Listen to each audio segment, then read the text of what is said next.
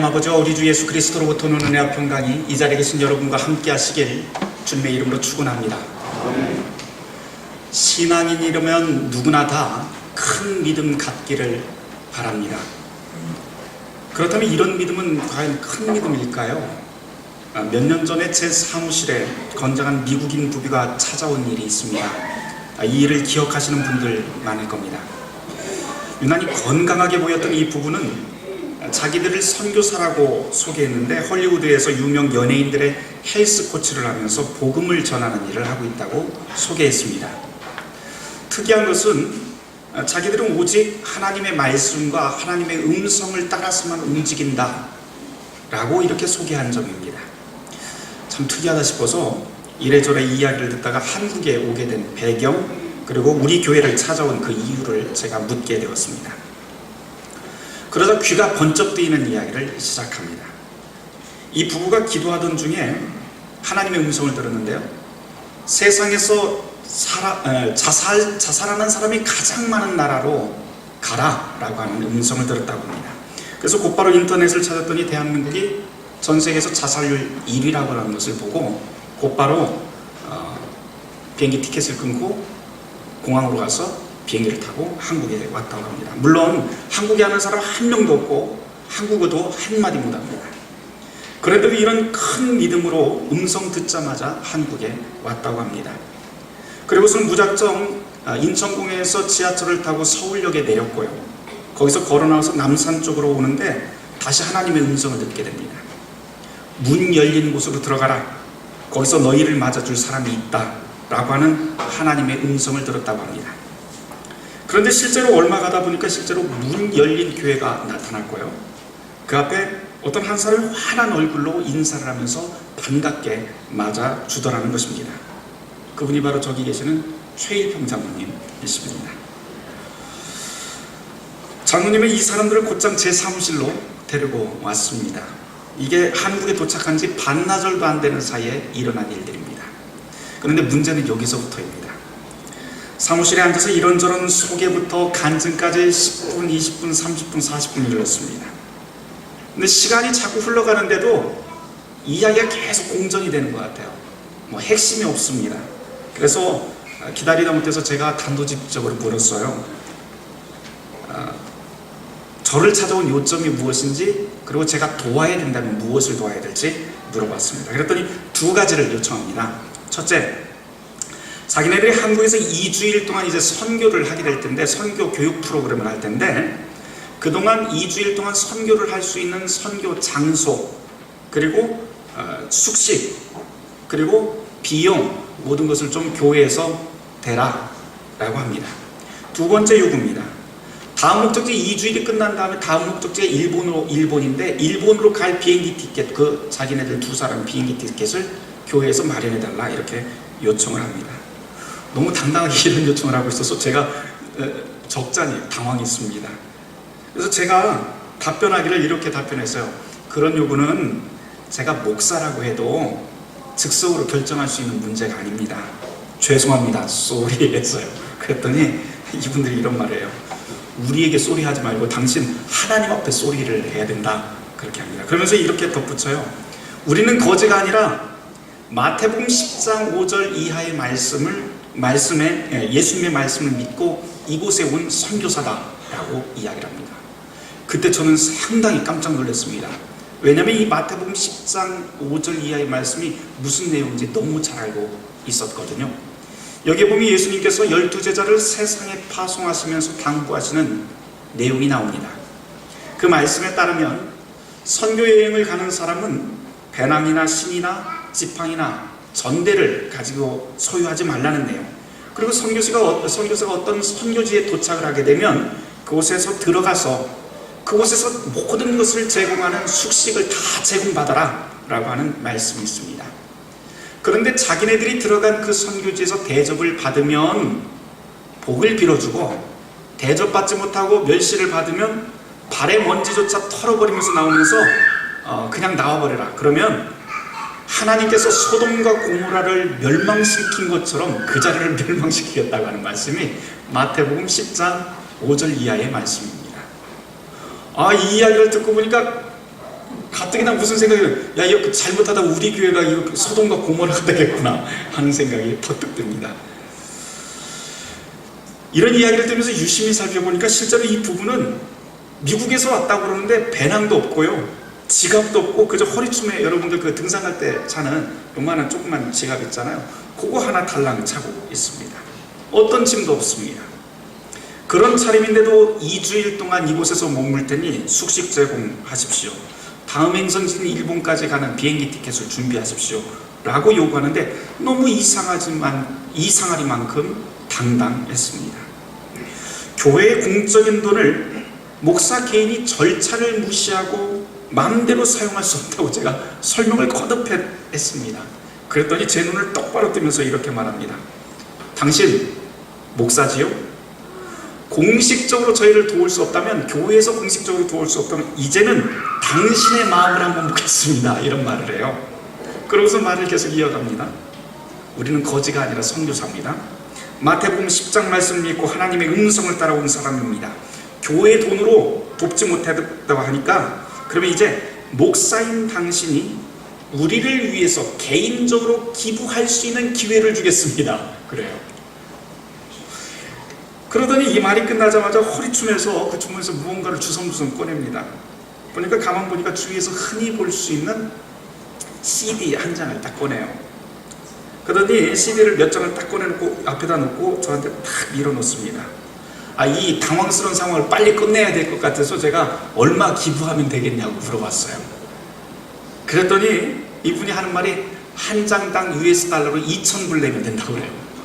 200만 원이잖아요. 저 200만 원이 좀 넘잖아요, 한 장당. 그러면서 하는 이야기가 이렇게 기부를 하면 전 세계에 자기 유명한 목사와 선교사 2,000명의 네트워크를 자기가 쥐고 있는데 여기에다가 저를 소개시켜 주겠다고 합니다. 그래서 저를 전 세계에서 가장 유명한 목사로 만들어 주겠다고 제안을 합니다. 제가 어떻게 했을까요? 그 다음은 제가 말하지 않겠습니다. 자, 여러분, 믿음이란 무엇일까요? 믿음이란 무엇일까요?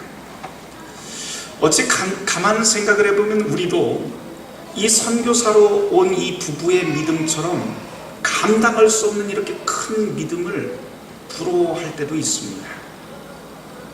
저도 그렇지만 이런 사람들 보면 우리는 저 사람이 저 큰 믿음, 저 신비한 믿음이 도대체 어디서 나왔을까?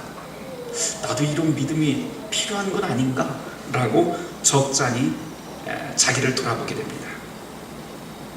이제 우리 생각을 접어놓고 예수님이었다면 어떤 대답을 내놓았을까 한번 생각을 해보려고 합니다. 오늘 복음서 본문인 누가복음 17장에 바로 예수님의 답이 있습니다. 여기서 예수님은 대단하고 큰 믿음을 말씀하지 않습니다. 반대로 아주 작고 작은 한 톨의 겨자씨 믿음을 우리에게 가르칩니다. 도대체 이 겨자씨 믿음이란 무엇일까요? 복음서 본문으로 돌아가 보겠습니다. 누가복음 17장 1절부터 10절의 말씀은 예수님과 제자들의 대화 내용이죠. 예수님이 먼저 말씀하십니다. 2절 말씀부터 그 내용을 쭉 감추려면 이런 내용입니다. 얘들아, 여기 있는 이 작은 자 중에 한 명이라도 너희가 실족하게 하면 너희들 목에다 연자맷돌 메고 바다로 던져지는 것, 그것보다 차라리 그게 더 낫다라고 말씀합니다. 그러니 너희들 스스로 조심하고, 형제들 실족하지 않게 하는 것 스스로 조심하고, 그리고 형제가 하루에 7번 죄를 짓고 회개하면 반드시 용서해야 된다라고 말씀합니다. 우선 여기에서 예수님께서 말씀하시는 작은 자, 너희 중에 작은 자가 누구인지 우리가 우선 유념해야 됩니다.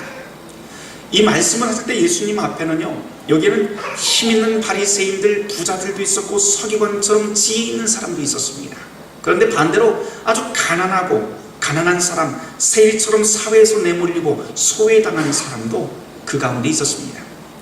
바로 예수님께서 작은 자라고 말씀하시는 이 대상은 바로 이 내몰린 사람들을 뜻합니다. 큰 사람, 힘센 사람, 부자를 존중하고 작은 자를 무시하는 것은 사실 시대를 초월해서 바로 우리들의 일상입니다. 그런데 예수님은 이렇게 큰 사람을 존중하고 큰 사람을 받들면서 살라고 하지 않고 오히려 그 반대로 작은 자를 무시하고 넘어지게 하는 죄를 엄히 다스리겠다라고 경고하십니다. 예수님의 이 말씀대로면 우리는 다 죽은 목숨입니다. 그런데 예수님께서 이 어마어마한 심판의 말씀만 하시고 끝나는 것이 아니라 이렇게 늘 죄를 짓고 사는 우리에게 출구 전략을 가르쳐 주시죠. 그러면서 뭐라고 하냐면 회개하면 언제든지 용서하라 라고 하는 말씀입니다. 그런데 이 말씀 그냥 글로 읽을 적에는 아무렇지도 않은 것 같은데요, 실상 우리의 삶의 이야기로 바꿔놓으면 예수님의 이 이야기는 너무 이상합니다. 아무리 보아도 말은 쉽지만 불가능합니다. 4절 말씀에 보면 이런 이야기가 나오죠. 어떤 사람이 하루에 7번 죄를 지은 이야기가 나옵니다. 그럴 수 있습니다. 그렇죠. 우리도 하루에 7번 충분히 죄 지을 수 있습니다. 그런데 이 죄 지은 사람이 찾아와서 잘못했다고 빌 때마다 용서하라고 합니다. 자기가 7번 죄를 지면서 매일 죄 지을 때마다 가서 잘못했다고 비는 것 현실적이지 않습니다. 그런 사람 없습니다.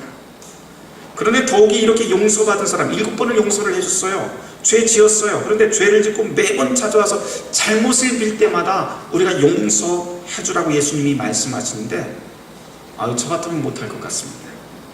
용서도 한두 번이지 하루에만 7번 용서하는 것 어쩌면 바보들이나 하는 아주 생각 없는 사람들이나 하는 그런 짓같이 보입니다.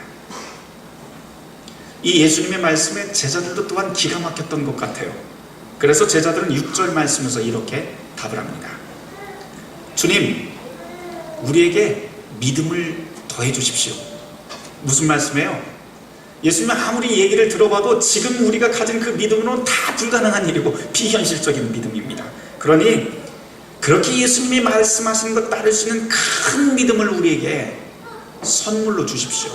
큰 믿음이 있어야만 그런 일을 할 수 있습니다 라고 요청합니다. 근데 이렇게 큰 믿음 달라고 하는 제자들에게 예수님은 또 엉뚱한 답변을 내놓으십니다. 바로 겨자씨 믿음입니다. 불같은 믿음, 바위같은 믿음, 손만 턱 대면 그냥 턱 넘어가는 그런 능력의 믿음, 불치병을 낫게 하는 그런 신비한 기적의 믿음, 우리가 누구나 다 물어볼 만한 크고 멋진 믿음을 제자들이 지금 요청하고 있지만 예수님은 그런 큰 믿음 가르치지 않습니다. 전혀 예상치 못한 답변이죠. 겨자씨 믿음. 이것은 이 겨자씨 믿음은 우리가 갖고 싶어하는 그런 믿음과 차원이 완전히 다릅니다. 겨자씨 믿음이라고 하는 것은 아무리 작은 믿음이라도 그 믿음이 참된 것이라면 뽕나무를 바다에서 뽑아서 바다로 옮겨 뿌리 내리기를 할 수 있는 그런 생명력이 있다고 하는 말씀입니다. 겨자씨와 관련된 여러 오래된 그 역사 이야기 한도막이 있습니다. 구약에 보면 바사라고 하는 왕국이 나오는데 페르시아 제국입니다. 이 페르시아의 다리우스 왕이 유럽을 정복하려고 합니다. 그런데 일전을 벌이려고 보니까 유럽을 그때 패권을 쥐고 있었던 사람이 누구였냐면 알렉산더 대왕이었습니다. 그래서 다리우스가 알렉산더 대왕에게 사신을 통해서 선물을 하나 보냅니다. 근데 전쟁 선포를 위한 선물입니다. 그 선물 보따리를 이제 알렉산더가 딱 풀어보았습니다. 그랬더니 거기에 뭐가 있냐면 참깨만 가득합니다. 참깨만 가득해요. 이게 도대체 무슨 뜻일까 하고 신하들을 불러서 알렉산더가 이게 도대체 무슨 뜻이냐 물어봅니다. 그래서 신하 중 하나가 그 뜻을 풀어주는데 이렇게 말합니다. 폐하, 다리우스의 군대가 이 깨알처럼 많으니 까불지 말고 항복하라고 하는 뜻입니다. 이렇게 해석을 해줍니다. 그래서 알렉산더 대왕이 알았어 그러더니 작은 봉투를 가져오라고 합니다. 아주 작은 봉투에다 겨자씨 가져오라고 하더니 겨자씨 한 톨을 딱 집어넣고 이거 보내 그럽니다. 그래서 이 사신이 다시 다리우스 왕에게 가서 이 봉투를 갖다 줍니다. 다리우스 왕 역시 이 겨자씨 한 톨을 보고 신하들에게 이게 무슨 뜻인지 묻습니다. 그러자 한 신하가 이렇게 해석을 해줍니다. 폐하, 알렉산더의 군대가 작아도 무섭고 놀라운 생명력을 가지고 있으니 싸우면 반드시 이긴다 라고 하는 뜻입니다. 이런 다음에 전쟁이 일어났습니다. 결과는 역사를 보면 겨자씨 한 톨을 보냈던 알렉산더가 이기게 됩니다. 겨자씨라고 하는 것, 작은 것 중에 가장 작은 것의 상징이죠. 그래서 예수님께서 지금 말씀하시고 있는 이 겨자씨 믿음이라고 하는 것은 참으로 작은 믿음입니다. 보잘것 없습니다. 그런데 이 작은 믿음이 심겨지면 새들이 더위를 피하고 둥우리를 틀 정도로 큰 그늘을 만드는 것이 바로 이 겨자씨입니다. 이렇지만 이렇게 작지만 많은 가능성, 잠재력을 가지고 있는 것이 바로 겨자씨입니다. 예수님께서 말씀하시는 겨자씨 믿음, 사실 작은 것만 이야기해서는 안 되고요, 아주 작지만 옹골진 믿음을 말씀하고 있습니다. 이 믿음, 사실 거창한 믿음 아닙니다. 남에게 그럴듯하게 보이는 허풍스러운 믿음도 아닙니다. 누구에게 자랑할 만한 믿음도 아닙니다. 그러나 어떤 시련이나 어려움 속에서도 굳건히 싹을 틔우고 자라는 믿음, 자라서 주위의 생명들을 함께 움트게 만드는 믿음이 바로 겨자씨 믿음입니다. 겨자씨 믿음, 작습니다. 그러나 작고 아무도 관심을 두지 않기 때문에 믿음이라고 하는 보물을 숨겨놓기에 가장 적절한 장소가 바로 이 겨자씨 믿음입니다.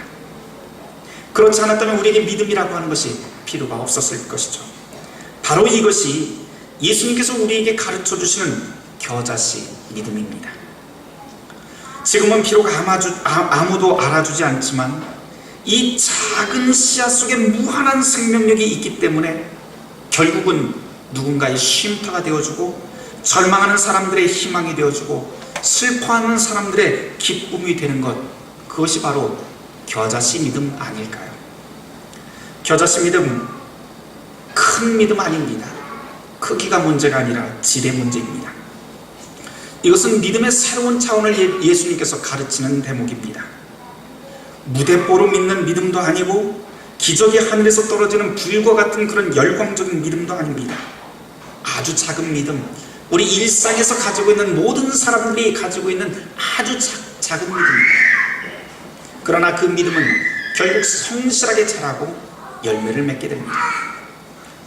교회가 추구해야 될 믿음, 그것이 바로 이런 것 아닐까요? 제자들이 요구했던 그 믿음대로 하자면 교회는 당연히 큰 것을 항상 추구해야 됩니다.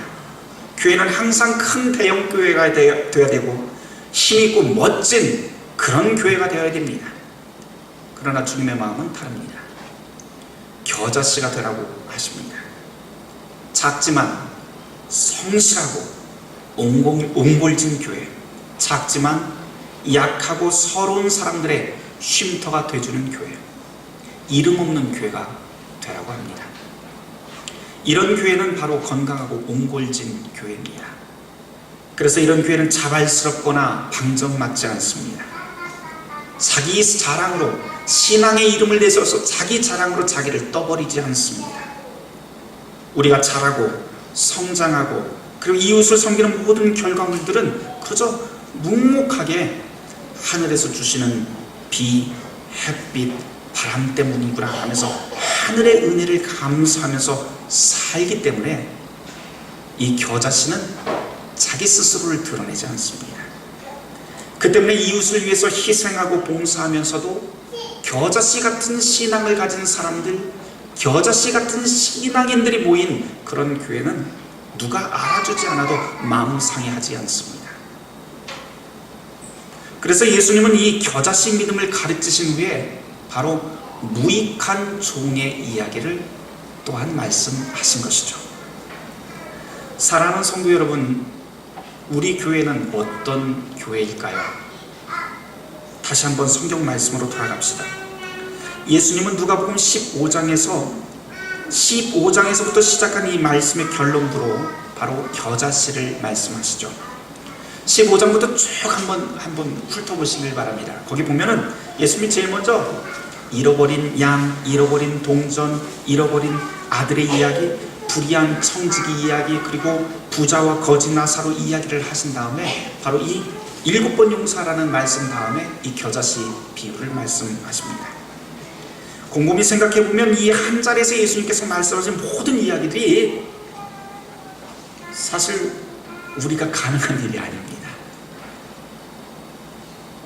하나님이 우리를 사랑하듯 우리도 이웃을 똑같이 사랑하고 내 주머니 돈을 나에게 쓰듯 똑같이 남에게도 사용하라고 하는 이 말씀입니다.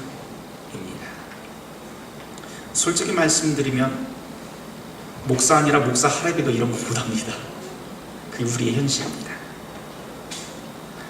불가능한 일에 더 큰 믿음을 달라고 제자들처럼 우리도 또한 예수님께 그렇게 기도할 수 있습니다. 그런데 이 불가능한 일에 더 큰 믿음을 더한다고 해서 가능한 일로 바뀌지 않습니다. 지금 믿음에 어떤 믿음을 더 갖다 붙인다고 해도 주님이 요구하는 이 모든 이야기, 이 요구들을 실천할 수 있는 능력 우리에게 없습니다. 그러나 이렇게 하나님 사랑과 이웃 사랑이 불가능한 우리에게 주님은 작지만 옹골진 겨자씨 믿음부터 시작하면 된다고 가르치십니다. 그래서 오늘 이 말씀은 신앙의 출발점에 대한 말씀으로 볼 수 있습니다. 신앙의 출발점 무엇일까요? 십자가 신앙이죠. 십자가는 세상에서 아무도 우러러보지 않습니다. 그저 형틀입니다. 그러나 하나님은 바로 그 십자가에 그리스도를 올려놓고 그곳에서 구원의 희망을 바라보도록 믿음의 자녀들을 부르십니다. 그 때문에 우리는 십자가 위에 있는 그리스도를 바라보는 것입니다. 그러나 세상은 어떻습니까? 세상은 항상 화려하고 웅장하고 큰 믿음을 요구합니다. 그러나 십자가는 초라하고 왜소합니다. 그래서 사람들이 꺼립니다. 그러나 그곳에 바로 그 십자가에 그리스도가 있고 바로 그 십자가에 하나님의 마음이 바로 담겨 있습니다. 오늘 우리는 겨자씨 말씀을 보면서 우리의 마음을 십자가로 돌려야 됩니다. 십자가 초라합니다. 그러나 그 초라한 십자가가 우리의 희망이 됩니다. 왜냐하면 바로 이렇게 초라한 장소에 그리스도의 부활이 숨겨져 있기 때문입니다.